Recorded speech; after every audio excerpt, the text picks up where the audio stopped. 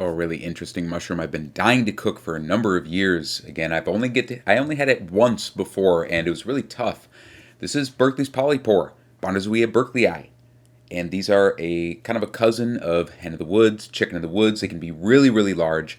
Big thanks to Andrea who sent these to me and shipped them from Boston and took all these great pictures of them growing in the field. So you can see these are super young mushrooms. And often when you see these, the caps are really thin on the rosette.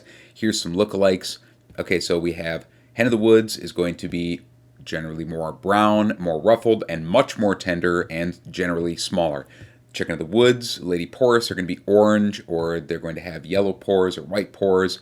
They're orange. Okay, Maripilla sumstinae, the black staining polypore, is going to stain black, and all of those mushrooms are edible. All of these mushrooms are good, and you will see there where the mushrooms are cut, they have definitely not stained, and they have these just beautiful kind of concentric rings on the cap. I had so much fun taking the pictures of this.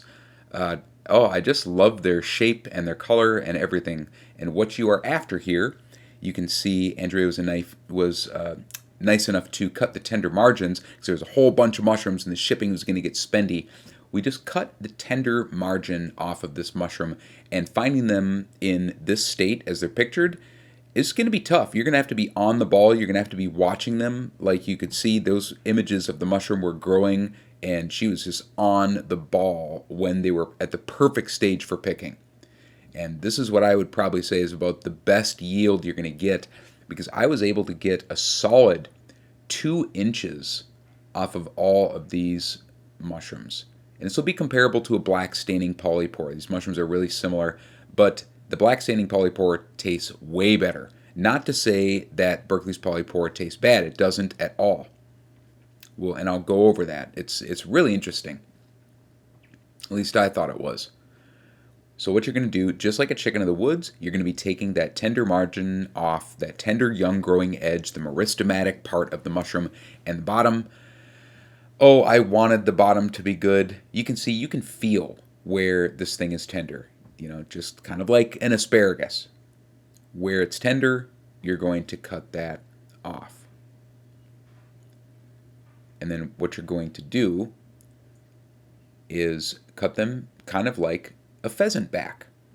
So this is very similar to how we'd cut a pheasant back, but unlike a pheasant back, I'm taking the tender margin off instead of slicing them on a mandolin, because these need to be very extremely thin, like 1/16, eighth of an inch thick.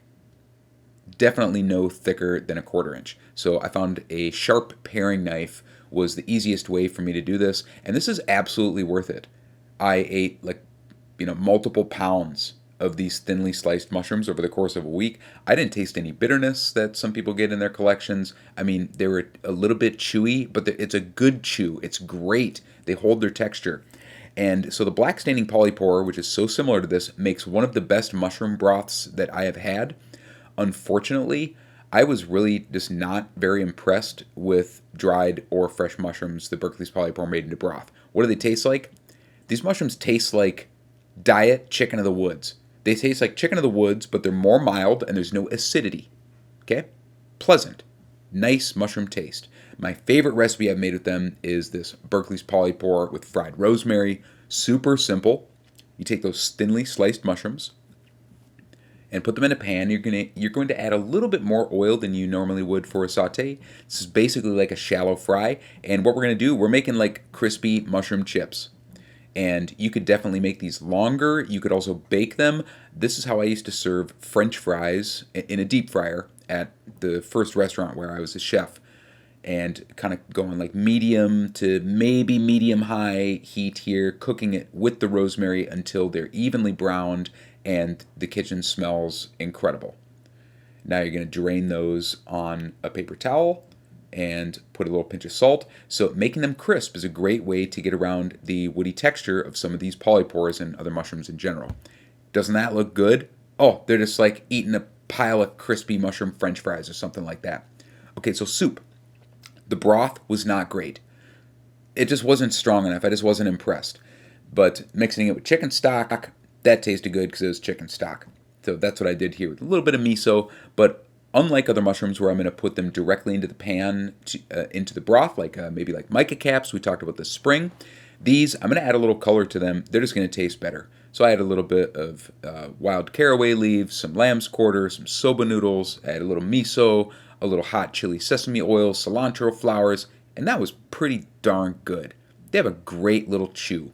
So after the mushrooms are thinly sliced, you can also make them into Duxelles. And that's a good way to use these because you're going to be ensured that you have small pieces. Chop these mushrooms by hand. I wouldn't do this one in a food processor. They're just a little too firm. You want that finely chopped by hand feel here. There's a little thyme, a little salt. You don't want to overcook them because they could kind of dry out a little bit, but you want to put a little color on them. And then eventually here, I'm going to add a little bit more oil, but we're going to add a little splash of wine. Typically it's sherry. I was just giving it a test drive to make some pasta, and it's good. It's great.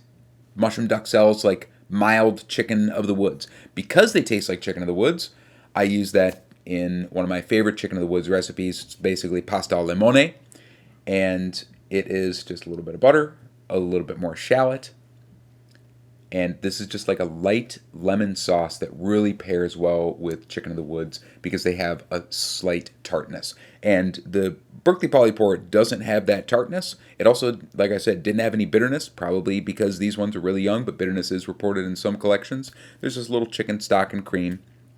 But that flavored chicken of the woods still is great with this simple lemon pasta. You could do this a butter sauce, a little oil sauce. There's some sorrel. I added fresh thyme. Now we're going to add a little bit of butter at the end, and I'm just doing this off the heat.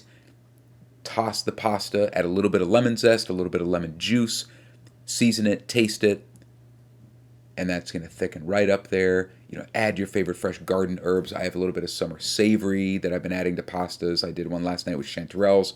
And cheese at the end off the heat, and twirl those noodles, put them on top of each other, make a nice little pretty mound, and spoon all that lemony mushroom sauce over the pasta. So good. Such a cool mushroom, and you can definitely eat it, but you want them super young and tender, impossibly young and tender.